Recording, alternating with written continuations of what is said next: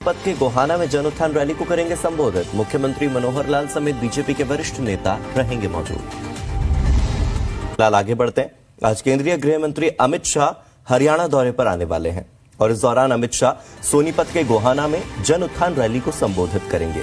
दोपहर 12 बजे का समय तय हुआ है, यानी अब तकरीबन 1 घंटा या उससे भी कम समय शेष रहा है जब दोपहर 12 बजे हरियाणा के मुख्यमंत्री मनोहर लाल भी मंच पर होंगे, बीजेपी के वरिष्ठ नेता भी मंच पर होंगे और गृह मंत्री अमित शाह भी हरियाणा में होंगे, सोनीपत में होंगे, गोहाना की इस रैली के मंच पर मौजूद होंगे।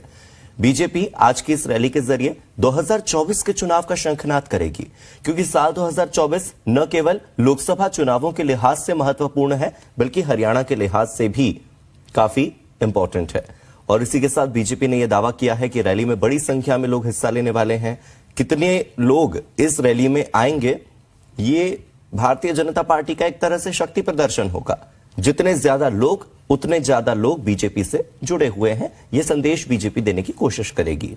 अमित शाह की रैली को लेकर सुरक्षा के भी पुख्ता इंतजाम किए गए हैं। देखिए तीसरी तस्वीर जो आपको दिखाई दे रही है और दूसरी तस्वीर, पहली तस्वीर में भी हम आपको वो बड़े बड़े पोस्टर्स दिखा रहे हैं जो अमित शाह के स्वागत में जगह जगह लगाए गए हैं। लोगों का पहुंचना जारी है। बीजेपी के कार्यकर्ता वहां पर बहुत ही मेहनत के साथ व्यवस्थाओं को संभाल रहे हैं। अमित शाह आज सोनीपत के गोहाना में जन उत्थान रैली को संबोधित करने के लिए पहुंच रहे हैं। आप देख सकते हैं कि सुरक्षा व्यवस्था को भी दुरुस्त कर रखा है और खास बात यह है कि पुलिस की ड्यूटियां सभी लग चुकी हैं और कुछ व्यक्ति हैं, उनसे भी बात कर लेते हैं। क्या नाम है जी आपका? रमेश कुमार जी। अच्छा रमेश कुमार जी, अमित शाह की रैली गोहाना में हो रही है, कितना अच्छा मानते हो? बहुत अच्छा है, आज दूसरी बार आ रहे हैं। बहुत अच्छा घुमाने वाले तो चाहते थे, हाँ आना चाहिए, आज दूसरी बार आ रहे हैं। अच्छा, जैसे 2024 में चुनाव भी हो रहे हैं तो तैयारियां बीजेपी जो है चुनाव घुमाना से तो हारने वाली नहीं, घुमाना से तो बनेगी। खुशी जो है वो लोगों में भी जरूर देखी जा रही है। आप देख सकते हैं कि यहाँ पे पुलिस भी बाकायदा तैनात है और अमित शाह जो है उसका समय 12 बजे दोपहर जो है वो रखा गया है और धीरे धीरे लोग भी अब रैली में पहुंचने शुरू हो गए हैं। राजेश खत्री, जी मीडिया, सोनीपत। और सोनीपत से मेरे सहयोगी राजेश खत्री ज्यादा जानकारी के साथ जुड़ चुके हैं। राजेश, अब महज 50 मिनट और बाकी रह गए हैं। कुछ ही देर बाद हम अमित शाह को सुनेंगे, वो क्या संबोधित कर रहे हैं, हरियाणा के लिए क्या नए तोहफे लेकर आए हैं। तैयारियां इस वक्त आप कैसी देख रहे हैं? कितनी कुर्सियां लगी हैं, कितने लोग कुर्सियों को भर पाए हैं, शक्ति प्रदर्शन कैसा है बीजेपी का, सुरक्षा के इंतजाम कैसे हैं और कौन कौन से बड़े चेहरे हैं जो अब तक आपको सोनीपत में नजर आए हैं? जी बिल्कुल, देखिएगा जिस तरह से 2024 का शंखनाद मानते हुए बीजेपी ने सोनीपत के गोहाना में यह रैली रखी है और इसके माध्यम से ही भाजपा द्वारा करवाए गए हरियाणा और केंद्र में विकास कार्यों की जानकारी और इसी रैली के माध्यम से जनता तक पहुंचाने का प्रयास है। और 2024 की चुनाव की संपूर्ण तैयारियां हम इसे बोल सकते हैं कि 2023 जैसे वर्ष शुरू हो चुका है और 29 तारीख है, यानी कि जनवरी का पहला महीना है। इससे ही 2024 की तैयारियां कर दी गई है। लेकिन अगर जो हम जनता की बात करें, 40,000 लोगों के पहुंचने की संभावना है और मौसम जो है वो खराब हो चुका है। यहाँ पर पुलिस ने हर तरफ जो है बैरिकेड लगाए गए हैं और आने जाने वाले लोगों के लिए अलग से रास्ते भी बना दिए गए हैं, यानी कि गोहाना के रास्ते से किसी को रोहतक जाना है तो रूट जो है वो बदल दिया गया है। सोनीपत के गोहाना की सब्जी मंडी में यह रैली आयोजित हो रही है। राजेश, आज गृह मंत्री अमित शाह तो गोहाना में गरजेंगे, लेकिन अगर बादल गरज गए तब क्या? कोई तैयारी है क्या? बिल्कुल, इसमें क्या है, जो मेन के मुख्यमंत्री और तमाम तरह के जो मंत्री हैं हरियाणा से, वो जो स्टेज पर बैठेंगे उसे तो जरूर बनाया गया है और उसे ऊपर से ढका गया है ताकि वहां पे कोई बारिश का असर ना हो। लेकिन जनता के लिए जो कुर्सियां लगाई गई है उनके ऊपर शामियाना नहीं लगाया गया है।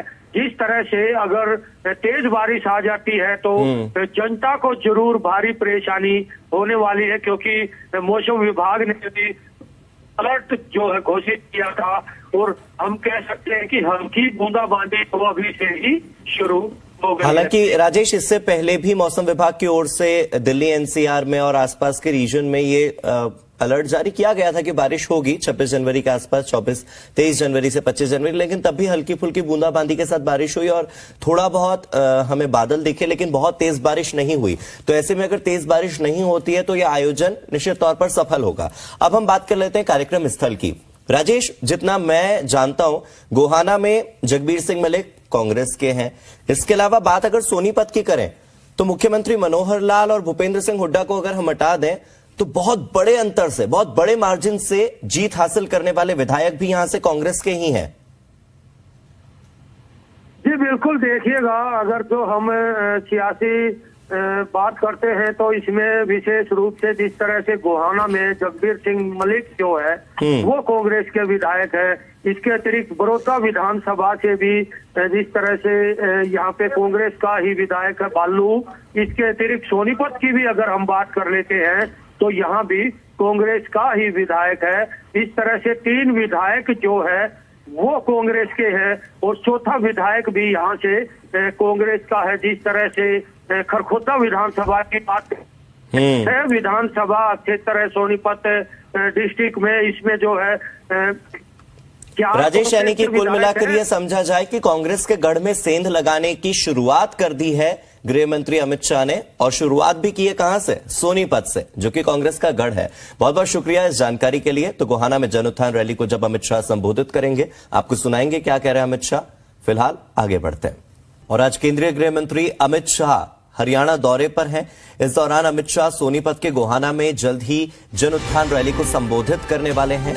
अब से कुछ ही देर बाद अमित शाह रैली स्थल पर पहुंच जाएंगे। कार्यक्रम में बीजेपी के नेताओं के पहुंचने का सिलसिला जारी है। कार्यक्रम में हरियाणा के मुख्यमंत्री मनोहर लाल समेत कई मंत्री शामिल हो रहे हैं। मौसम खराब होने की वजह से अभी रैली में कम ही लोग पहुंचे हैं। बीजेपी आज की रैली के जरिए 2024 का शंखनाद करने वाली है और 3 तस्वीरें आपकी टीवी स्क्रीन पर। बीजेपी दावा कर रही है कि रैली में बड़ी संख्या में लोग शामिल होंगे। लोगों के आने का जो सिलसिला जारी है वो तस्वीर भी हम आपको दिखा रहे हैं। इसके साथ ही अमित शाह की रैली को लेकर सुरक्षा के जो पुख्ता इंतजामात किए गए हैं वो तस्वीरें भी आपको दिखाई जा रही हैं। साथ ही पहली तस्वीर भी आप देख लीजिए जहां पर जगह जगह अमित शाह के बड़े बड़े बैनर, बड़े बड़े पोस्टर उनके स्वागत में लगाए गए हैं। तो ये 3 तस्वीरें आपकी टीवी स्क्रीन पर। एक तरफ 2024 के शंखनाद की तस्वीर है और यह शंखनाद 2023 के पहले महीने जनवरी में होने जा रहा है और हरियाणा के एक ऐसे इलाके से होने जा रहा है जो हमेशा से कांग्रेस का गढ़ रहा है।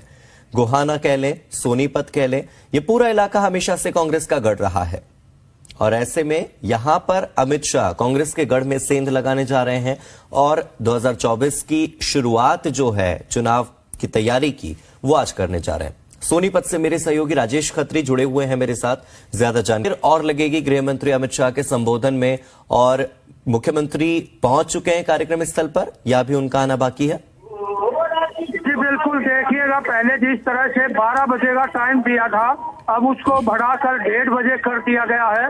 जनता बहुत भारी संख्या में रैली स्थल की तरफ बढ़ रही है और हरियाणा के कृषि मंत्री यहाँ पर उपस्थित है। मुख्यमंत्री अभी आया नहीं है।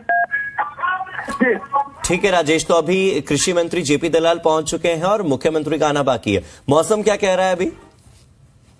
देखिएगा जिस तरह से मौसम जो है, मौसम में सूर्य जो है अभी तक दर्शन नहीं हो पाए हैं और लोग जो है जरूर पहुंच रहे हैं, जोश देखा जा रहा है।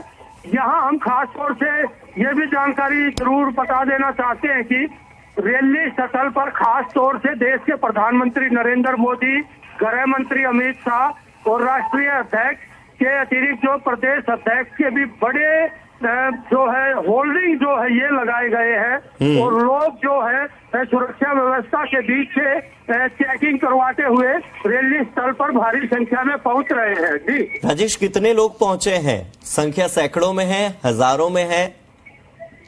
जी बिल्कुल, देखिएगा जिस तरह से भाजपा के नेताओं ने एक ऐलान किया था कि 30 से 40 हजार लोग जो है वो रैली में आएंगे, यानी कि हम कह सकते हैं हजारों की संख्या में लोग जो है रैली स्थल की तरफ पहुंच रहे हैं। जी ठीक है, इसके अलावा अगर वहां पर लोगों की सुरक्षा को देखा जाए, सुरक्षा के इंतजाम कैसे किए गए हैं, पुलिसकर्मी कितने मौजूद हैं और क्या क्या लेवल की सुरक्षा वहां पर की गई है? चेकिंग तो ठीक है, हो ही रही है, लेकिन इसके अलावा और क्या? क्योंकि गृह मंत्री अमित शाह का आना बहुत बड़ी बात है, ऐसे में सुरक्षा के इंतजाम और क्या क्या है? जी बिल्कुल, देखिएगा जिस तरह से देश के गृह मंत्री अमित शाह की ये सोनीपत के गोहाना में जन उत्थान रैली है, तो इसके लिए इसको लेकर सुरक्षा व्यवस्था जो है वो दुरुस्त की गई है। हर आने वाले व्यक्ति की तलाशी बाकायदा पुलिस ले रही है और 20 से 30 बैरिकेड जो है वो रैली स्थल पर जरूर बनाए गए हैं। हर व्यक्ति की चेकिंग की जा रही है और यहाँ पर एक हैंड मशीनर भी लगाई गई है। अगर कोई ठेला लेकर आता है और सामान लेकर आता है तो मशीन के अंदर से उसे गुजारा जाता ताकि कोई अनहोनी घटना ना हो, जो चीज अच्छे से की जा रही है। जी अगर राजेश, हम राजनीतिक चीजें अगर देखें इस पूरी रैली को लेकर, तो यही सामने आता है कि गोहाना इलाका एक तरह से कांग्रेस का गढ़, सोनीपत कांग्रेस का गढ़, बड़े ही बड़े मार्जिन के साथ तकरीबन सुरेंद्र पवार की अगर मैं बात कर लूं, जगबीर सिंह मलिक की बात कर लूं, बहुत बड़े बड़े अंतर के साथ इन्होंने बीजेपी के उम्मीदवारों को विधानसभा के चुनावों में पटकनी दी थी। तो क्या इस बार गोहाना से अपनी रैली की शुरुआत करके बीजेपी ये संदेश देना चाहती है कि अब तो हम शुरुआत ही कांग्रेस का गढ़ भेद कर करेंगे, अब तो हम शुरुआत ही सोनीपत गोहाना से करेंगे? क्या ये कांग्रेस को कड़ा संदेश है कि निकाल लो भारत जोड़ो यात्रा, चला लो हाथ से हाथ जोड़ो अभियान, लेकिन हमारी एक जन उत्थान रैली ही काफी है, ऐसा कुछ है क्या?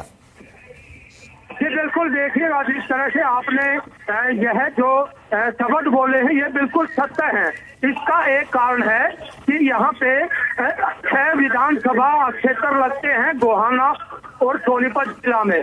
खास तौर से विधायक जो है वो कांग्रेस के हैं और 2 विधायक जो हैं वो भाजपा के हैं, यानी कि गोहाना में यह कांग्रेस का गढ़ माना जाता है, क्योंकि यहाँ पे जगबीर सिंह मलिक और दूसरा बड़ौदा का विधायक दोनों के दोनों कांग्रेस के हैं और जरूर बीजेपी ये संदेश 2024 लोकसभा चुनाव को लेकर देने जा रही है कि यहाँ पर आपके गढ़ में रैली कर एक संदेश है कि हरियाणा में 2024 का शंखनाद जो है वो गोहाना से किया जा रहा है।